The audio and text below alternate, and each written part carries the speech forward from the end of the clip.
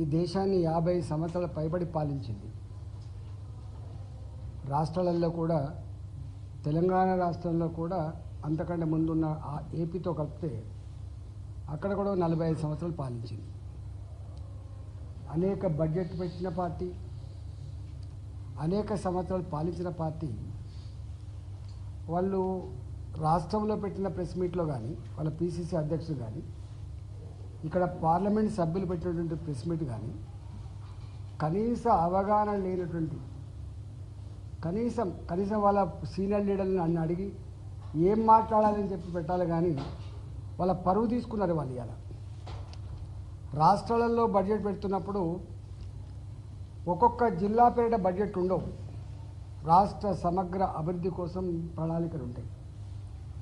దేశంలో బడ్జెట్ పెడుతున్నప్పుడు రాష్ట్రాల పరంగా బడ్జెట్ ఉండదు. దేశంలో ఉన్నటువంటి అన్ని వర్గాల ప్రజలకు సంబంధించిన బడ్జెట్ ఉంటుంది. కానీ వాళ్ళు మాట్లాడింది తెలంగాణకు మొండి చెయ్యి, గాడిదగుడ్డు అనే పిచ్చి మాటలు ఏవైతున్నాయో మీ వెకిలితనం ఏందో ఇవాళ బయటపడ్డది. దీంట్లో ఈ బడ్జెట్ మొదటి నుంచి మొదలుపెట్టి చివరి అక్షరం వరకు కూడా ఈ దేశంలో ఉన్న మానవ శక్తిని ఎట్లా అనుసంధానం చేయాలి, ఎట్లా దేశ అభివృద్ధిలో దీన్ని వాడాలి, దీన్ని ఎట్లా క్వాలిటేటివ్గా మార్చాలి, వీళ్ళకు ఆర్థిక పరిపుష్టి ఎట్లా కలిగించాలి, ప్రపంచంతో ఎట్లా పోటీ పడాలి, ప్రపంచంలో ఉన్నటువంటి నిరుద్యోగ సమస్యల మనల్ని వేధిస్తూ ఉంది. కాబట్టి ఇవాళ మన పౌరుడు అమెరికాకు పోయే పరిస్థితి లేదు, మన పౌరుడు యూరోప్ పోయే పరిస్థితి లేదు, మన పౌరుడు వేరే దేశాలకు పోయే పరిస్థితి లేదు. కాబట్టి మన యువశక్తిని, చదువుకున్న పిల్లల్ని వాళ్ళ కాళ్ళ మీద వాళ్ళు బతకడానికి కావాల్సిన శక్తిని, ధైర్యాన్ని, ఆర్థిక పరిపుష్టిని అందించాలనే సంకల్పం ఈ బడ్జెట్లో స్పష్టంగా కనబడతా ఉంది. పోయినసారి బడ్జెట్లో కూడా స్పష్టంగా ఒక మార్గాన్ని ఇచ్చింది. 4 లక్షల కోట్ల రూపాయలని రాబోయే కాలంలో ఈ అన్ఎంప్లాయ్మెంట్ సమస్యకు ఒక పరిష్కారం చూపేటువంటి దిశను నిర్దేశించింది ఆ బడ్జెట్. ఇవాళ మళ్ళీ సేమ్ అది దాన్ని ఇక్కడ రిఫ్లెక్ట్ చేశాం. ప్రధానంగా ఇంతకుముందు మా విశ్వేశ్వర గారు చెప్పినట్టుగా యువశక్తికి ఇక్కడ ఉన్నటువంటి 6 కోట్ల మైనర్ అదేవిధంగా మీడియం ఇండస్ట్రీస్ ఏవైతున్నాయో 6 కోట్ల ఇండస్ట్రీస్లో ఎంప్లాయ్మెంట్ జనరేషనే ఎజెండాగా వాళ్లకు సెక్యూరిటీస్ లేకుండా లోన్లు ఇచ్చే దానికోసం కానీ, ఉన్న ఇండస్ట్రీస్ సిక్ ఇండస్ట్రీస్ అయితే వాళ్లకు అదనంగా ఆర్థిక పరిపుష్టి అందించడం కోసం కానీ ఇవాళ వాళ్ళకి అనేక రకాల ఇన్సెంటివ్స్ ఇచ్చి ఆ ఇండస్ట్రీస్ని బతికించుకోవాలి అనేటువంటి సంకల్పం ఇలా కనపడతా ఉంది. దానికోసం ఇవాళ ఎన్నెన్ని రకాల పెట్టిందో అవన్నీ ఈ బడ్జెట్లో ఉన్నాయి. నిజంగా ఇది ఈ దేశంలో ఉన్నటువంటి యువకులకు, నిరుద్యోగ యువతకి ఇది ఒక వరంగా ఉంటుందని చెప్పి నేను భావిస్తా ఉన్నాను. రెండవది, ఇంతకుముందు మా విశ్వేశ్వరుడు చెప్పినట్టుగా వ్యవసాయం ఇవాళ ఇప్పటికి కూడా ఇంత అర్బనైజేషన్ అయినప్పటికి కూడా కోట్లాది మంది ప్రజానీకానికి అక్కడ చేర్చుకొని అన్నం పెట్టగలిగే తల్లి భూతల్లి మాత్రమే అని చెప్పి కేంద్ర ప్రభుత్వం కూడా నమ్మింది. కాబట్టి మొట్టమొదటిసారిగా కిసాన్ సమ్మాన్ యోజనని అమలు చేసింది. దేశంలో అంతకుముందు ఇన్ని ప్రభుత్వాలు ఉన్నప్పటికీ కూడా ఇవాళ మేము గ్రాస్ రూట్ లెవెల్లో ఉన్న వాళ్ళము, పేదల కోసం ఉన్న వాళ్ళం అని చెప్పినటువంటి కాంగ్రెస్ పార్టీ చేయని పని కిసాన్ సమ్మాన్ యోజన కింద ఇవాళ రైతాంగానికి ఎట్లా సపోర్ట్ చేసినామో, పెట్టుబడి సపోర్ట్ చేసినామో చూసింది.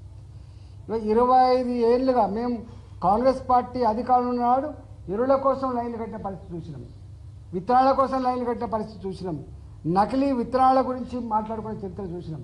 కానీ భారతీయ జనతా పార్టీ నరేంద్ర మోడీ గారు వచ్చిన తర్వాత ఎక్కడ కూడా నకిలీ విత్తనాల బెడద లేకుండా, ఎరువుల కొరత లేకుండా ఇవాళ మూతబడ్డ మా రామగుండం ఎరువుల కర్మాగారం 25 ఏళ్ల క్రితం మూతబడితే దానికోసం అనేక ఆందోళన చేస్తే పట్టించుకొని కాంగ్రెస్ ప్రభుత్వం, పట్టించుకొని కాంగ్రెస్ పార్టీ మోడీ గారు వచ్చిన తర్వాత 6,300 కోట్ల రూపాయలతో మళ్ళీ ఎరువుల కర్మాగారాన్ని తెరిపించి తెలంగాణతో పాటు చుట్టుపక్కల రాష్ట్రాలకు ఎరువుల కొరత లేకుండా చేసే ప్రభుత్వం మా ప్రభుత్వం.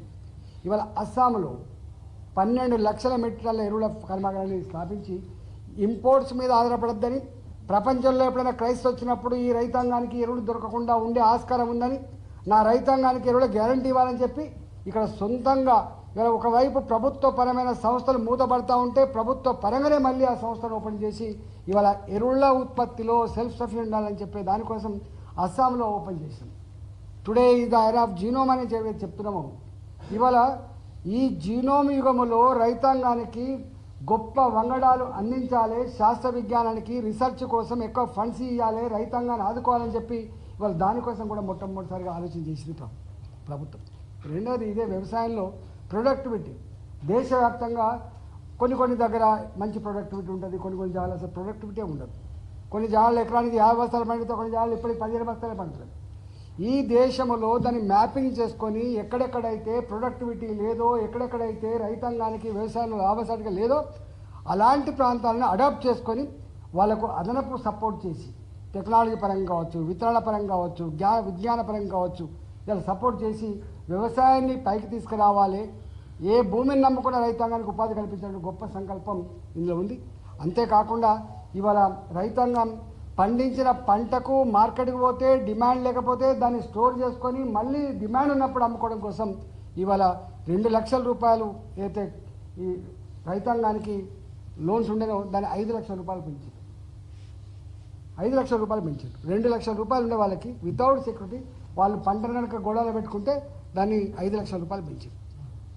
అంతేకాదు క్వాలిటీ కూరగాయలు పండించడం కోసం, క్వాలిటీ పళ్ళను పండించడం కోసం, వాటి ప్రపంచ మార్కెట్లో ఎక్స్పోర్ట్ చేయడం కోసం కూడా మొట్టమొదటిసారిగా ప్రభుత్వం ఆలోచించేసింది.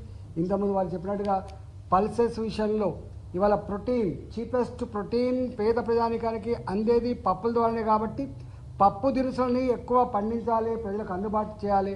ఇవాళ కేవలం ఎనర్జీ ఐటమ్స్ మాత్రమే కాదని చెప్పి మొట్టమొదటిసారిగా ఆలోచన చేసింది. ఇవాళ వాటి కోసం స్పెషల్గా ఇవాళ నిధులు కేటాయించింది. అంతేకాదు నూనెలు ఇలా ప్రతి నిత్యం సామాన్య ప్రజలు మాత్రమే కల్తీ నూనెలతో చచ్చిపోతున్న విషయం, రోగాలు పడుతున్న విషయం మీకు తెలుసు. ఇవాళ అలాంటి కల్తీ నూనెల బాధ లేకుండా, నూనెలు అకారణంగా విపరీతంగా రేట్లు పెరిగి సామాన్యులకు అందుబాటు లేకుండా ఉంటుంది కాబట్టి ఇవాళ ఆ నూనెల విషయంలో కూడా క్వాలిటీ వంట నూనెలు అందించాలి, సస్తగా అందించాలనే సంకల్పంలో దాని మీద కూడా ఇలా ప్రభుత్వం దృష్టి పెట్టింది.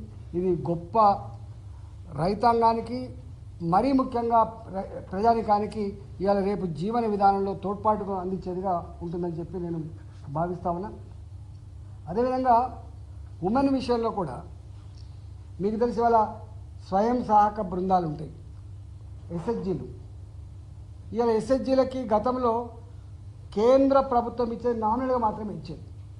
ఇప్పుడున్న ఈ పరిస్థితులలో చిన్న వ్యాపారం చేసుకునే మహిళలకు 10,000 రూపాయలు ఉండే ఇంతకుముందు పెట్టి లోన్స్ అని చెప్పించేది, దాన్ని 50,000 రూపాయలకు పెంచారు.